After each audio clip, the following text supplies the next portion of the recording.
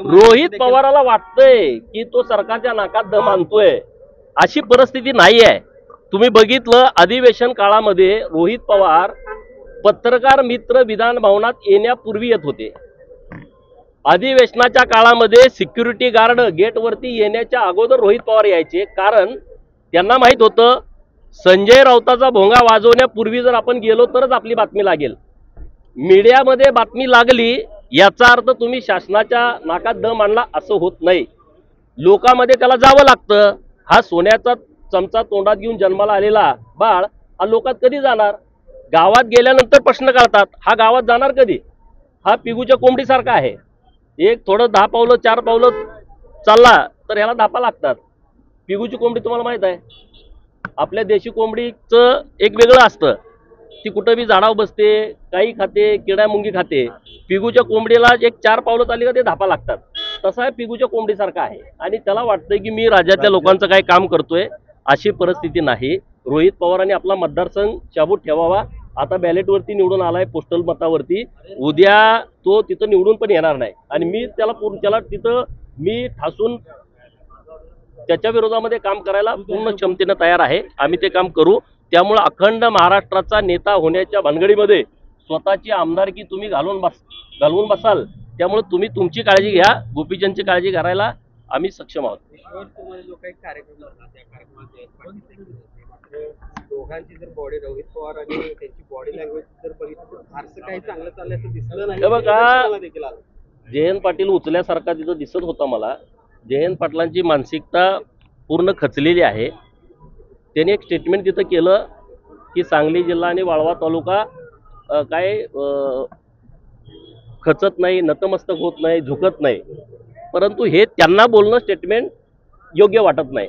सांगली जिल्हा झुकत नाही ही गोष्ट खरी आहे, पण जयंत पाटील नुसता झुकत नाही असा पालता पडतोय सरकार गेल्याच्या नंतर। अरे हिम्मत असेल तर तुम्ही लढा ना लोकांच्यासाठी। जयंत पाटलांचं काम होतं ना, 20-20, 30-30 वर्ष तुम्ही महाराष्ट्राच्या सत्तेमध्ये होता, करा ना लोकांच्यासाठी आंदोलन, लोकांच्यासाठी सरकारच्या विरोधामध्ये बोला ना। सभागृहातलं तुम्ही जयंत पाटलांचं भाषण ऐकल्यानंतर तुमच्या लक्षात येईल हा सरकारच्या बाजूने बोलतोय की सरकारच्या विरोधात बोलतोय। सरकारच्या विरोधात लढायला हिम्मत लागते, त्याला काळीज लागतं, लोकांची भूमिका मांडायला काळीज लागतं। हे रात्री जाऊन 9-10च्या नंतर दर्शन घ्यायचं, पाया पडायचं, पालतं झोपायचं, मला घ्या, मला काहीतरी करा, आणि इकडे येऊन म्हणायचं वाळवा तालुका झुकत नाही। अरे झुकत कुठला? आता तिथं सगळ्या लोकांना माहित आहे ना, जयंतराव सारखी राजकारणामध्ये विटंबना मी कुणाची बघितली नाही। म्हणजे मी काय राजकारणात 2006 पासून आहे, मी काय फार सिनियर अशातला विषय नाही, पण इतकी वाताहत, इतकी लाचारी, आणि पार्टीत मला कुणीतरी ह्यान मंत्री करा यासाठी एवढी लाचारी स्वीकारलं जयंत पाटला एवढं कुणी महाराष्ट्रामध्ये केलं नसेल, ते जयंत पाटलांनी केलेलं आहे।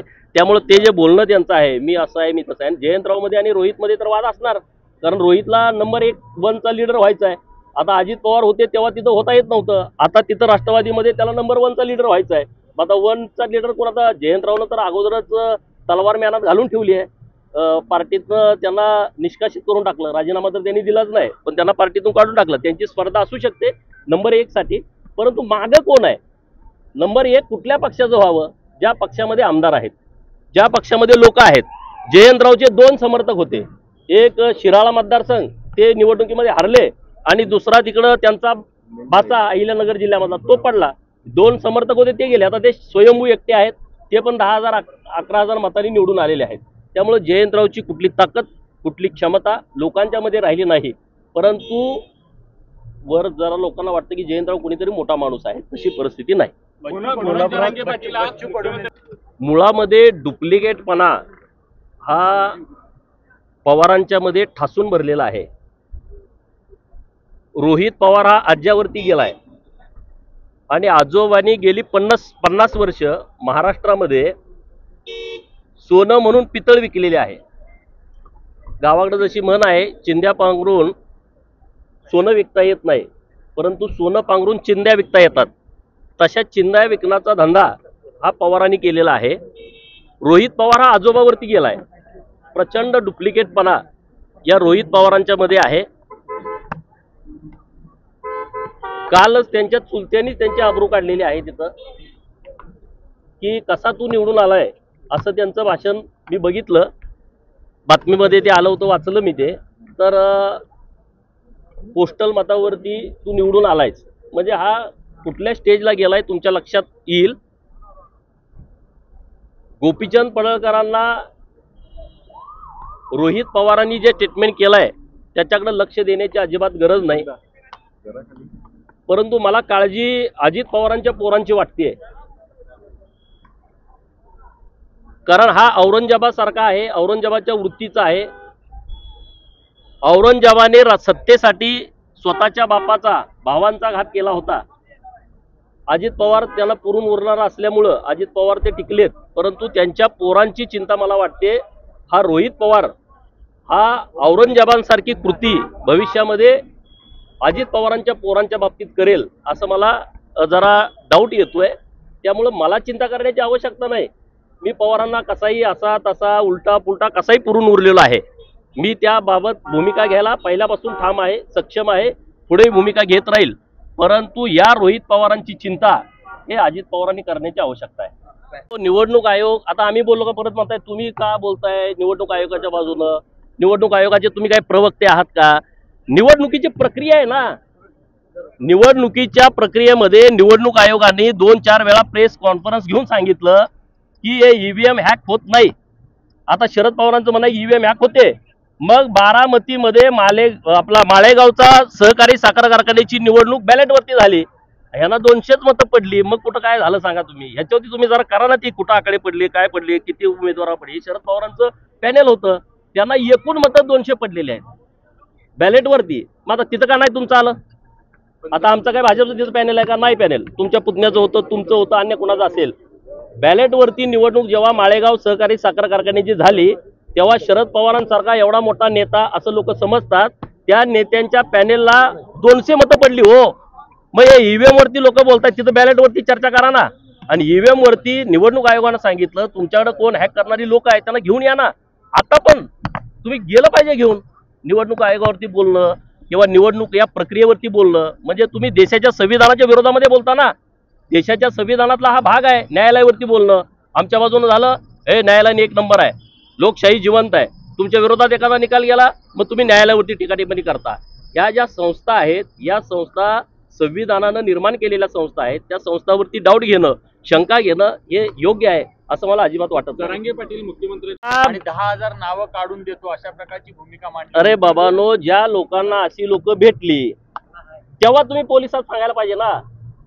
आता शरद पवारांना 2 माणसं येऊन भेटली, मग तेव्हाच तुम्ही सांगायचं नाही लोकशाहीच्या विरोधात आहे, हा देशद्रोह आहे, की मताची काहीतरी आम्ही अफरातफर करून तुम्हाला निवडून देतो, हे संविधानाच्या विरोधात आहे.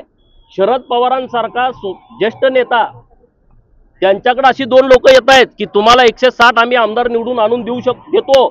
तुम्ही तात्काळ तिथूनच त्यांना बसून पोलिसांना फोन करायला पाहिजे होता, त्यांना पोलिसांच्या ताब्यात द्यायला पाहिजे होतं. पण त्यांनी काय केलं, त्यांनी त्यांची आयडिया त्यांना बहुतेक आवडली असेल म्हणून त्यांनी राहुल गांधींच्याकडे पाठवलं. हा गुन्हा आहे ना. हे 2 आहेत का मराठा समाजाच्या आरक्षणाच्या बाबतीमध्ये सरकारनं अत्यंत संवेदनशीलपणे मराठा समाजाला वेगळं 10% आरक्षण दिलेलं आहे. या महाराष्ट्रामध्ये ज्या लोकांच्या कुणबी नोंदी सापडल्या त्यांना कुणबी दाखले दिलेले आहेत. आता ह्याच्या पलीकडे मराठा समाजाची काही भूमिका असेल, भूमिका मांडणं गैर नाही, परंतु अत्यंत टोकाचं बोलणं यातून मराठा समाजाचं हित होईल मला असं अजिबात वाटत नाही. घरामध्ये कारभारी असतो, 4-5 भाऊ असतात, आपण लहानपणी बघितलंय एकत्र कुटुंब पद्धती. जो कारभारी असतो त्यानं सगळ्यांना बरोबर सामावून घ्यायचं असतं. मराठा समाज हा सामाजिक दृष्टिकोनातून महाराष्ट्रामध्ये कारभाराच्या भूमिकेमध्ये राहिलेला आहे आणि सगळे घटक या सगळ्या मराठा समाजाला जोडलेले आहेत. त्यामध्ये विभागणी करणं अशा पद्धतीचं कृत्य कोणी करत असेल तर कृपया त्यांनी ते करू नये. साहेबांना प्रत्येक कार्यकर्ता नावानिशी ओळखतात. कधी 40 वर्षापूर्वीचा 50, आता साहेबाला 2 माणसं सरकार तुमचं आणून देतो म्हणणारी लोक कोण आठवत नसतील का? अरे कुणी जरी आरोप केला करायला पाहिजे ना. ह्या प्रकरणामध्ये माझी भूमिका आहे. माझ्याकडे समजा 9 महिन्यापूर्वी 2 माणसं आली आणि म्हणले मताची फेरफार करतो आणि मी जर तक्रार नाही दिली मी पण गुन्हेगार आहे ना. म्हणजे तुम्हाला ती गोष्ट आवडली, तुम्ही त्या सगळ्या प्रक्रियेमध्ये सामील आहे. आपल्याला काय होतं, एखादं चोरीचं प्रकरण झालं, ज्यानं प्रत्यक्षात चोरी केली त्याच्यावर पण आपण गुन्हा दाखल करतो, ज्यांनी चोरी करताना मदत केली त्याच्यावरती गुन्हा दाखल करतो. 2 माणसाला राहुल गांधीकडे नेणं म्हणजे हा गुन्हाच आहे ना. तुम्हाला ते तुमचं डील झालं नसेल, तुमचं दारात ठरलं नसेल, कोण लोक असतील त्यांना सांगा, पकडा, आत टाका ना. देशाच्या विरोधामधलं हे प्रकरण आहे, हे कृत्य आहे. आणि जर तुम्ही संविधान मानत असाल तर त्याच दिवशी तुम्ही तक्रार द्यायला पाहिजे. राहुल गांधींचे सगळे आरोप निवडणूक आयोग म्हणजे जे 2 मतामध्ये फेरफार करतो म्हणणारे तुम्ही तिसरे, तुम्ही त्यांना समर्थन देताय ना. राहुल गांधीकडे पाठवलं, मग तुम्हाला ते आयडिया पटली नाही पटली, तेव्हाच तुम्ही, जेव्हा लोकसभेची विधानसभेची निवडणूक होते, विधानसभेची निवडणूक नोव्हेंबर महिन्यामध्ये झाली आहे, आज ऑगस्ट महिना सुरू आहे आणि तुम्हाला आमच्याकडे 2 लोक आली होती. हे काय आहे, कसला प्रकार आहे? अशा लोकांच्यावरती गुन्हा दाखल करायला पाहिजे. ते 2 कोण आहेत? तुम्हाला तर म्हणे ते मला नाव आठवत